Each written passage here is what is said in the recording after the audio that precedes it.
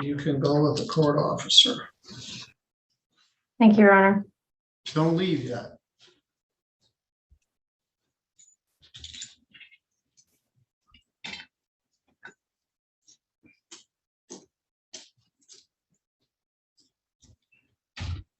Ms. Schwartz or Ms. Akers, I want you to come back up here and have a seat right over here at the defendant's table.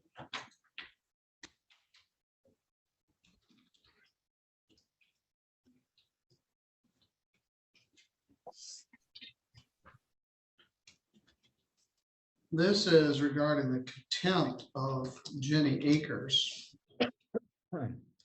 She failed to appear on a couple of occasions. On the first date, we were supposed to be here.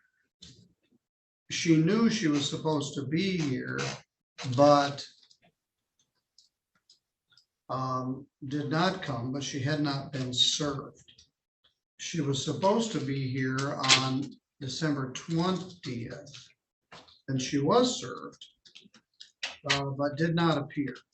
She was watching the live feed and called into the court, said she didn't like what was being said, and she didn't like the way she was treated.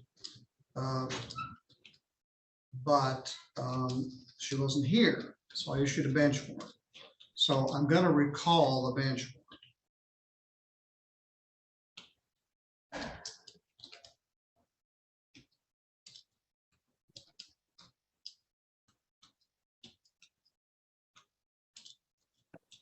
Before you were born, I used to be the county prosecutor for 23 years and handled hundreds of domestic violence cases. For a number of years, I was on the domestic violence, TASC, it was called, Domestic Violence Assault Shelter Board of Directors, for probably 10 or 12 years. A lot of training about prosecuting and understanding domestic violence. And then I've been a judge for 20 years, and I've seen a few hundred more domestic violence cases. When I started in 1980, this pains me to even say this, there was no right to make an arrest. Here's a history lesson for you on domestic. There was no such thing as domestic violence. It was called assault and battery. And a police officer couldn't make an arrest for a misdemeanor unless it was committed in their presence. So no one ever got arrested for domestic assault because it didn't happen with a police officer. And there was no place to go. There was no assault shelter. They would sometimes, the good cops would take people to their mom's house or get them out of the situation, but they couldn't make an arrest. And before my predecessor, Bob Karras, took over, they had a policy that they had a 10-day waiting period. They had the women wait 10 days and made them come in and sign the complaint.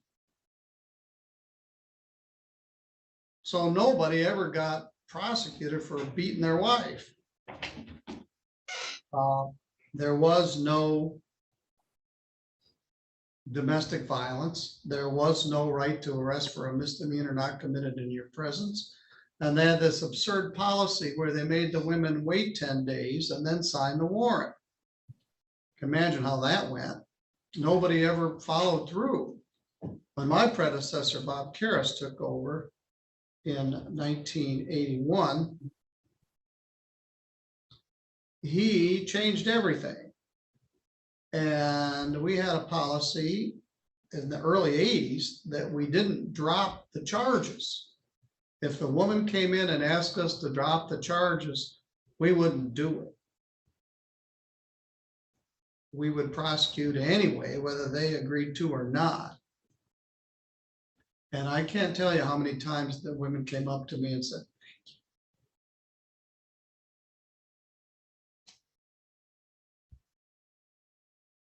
because ultimately they would cave and plead. Then there was a lot of talk about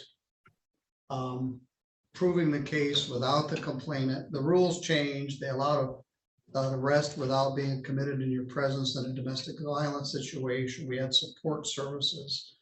We had this deferral law. I started the domestic violence treatment program when I was prosecutor, started the anger management program when I was prosecutor. Those things didn't exist. But what is the same is frightened, intimidated, beaten down women who accept that state and come to the aid of their abuser.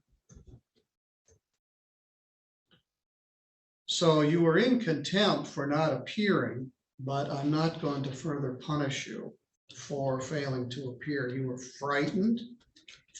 You didn't like the way you were treated at the prosecutor's office from what you left on the message. I don't know anything about that. But to put you in jail for being afraid to come here further punishes you. And I believe you got choked.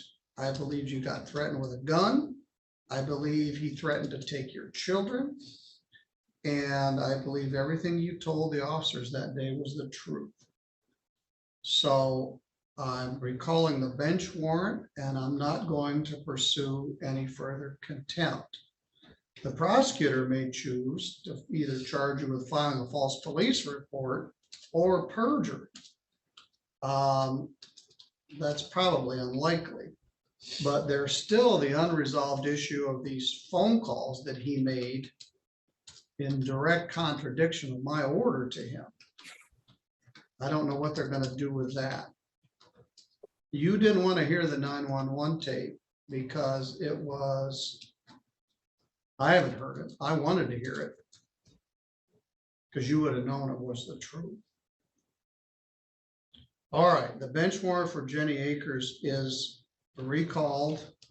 I'm not pursuing any further contempt.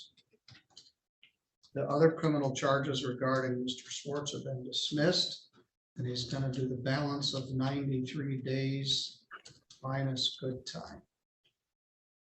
Ms. Akers, I'm not sure what is going to happen with your child custody and all those issues, whether you're going to live happily ever after or each go your different direction. Methamphetamine is not the answer to your question. All right, you're free to go. Thank you, sir. Thank you, Your Honor. Thank you. Judge.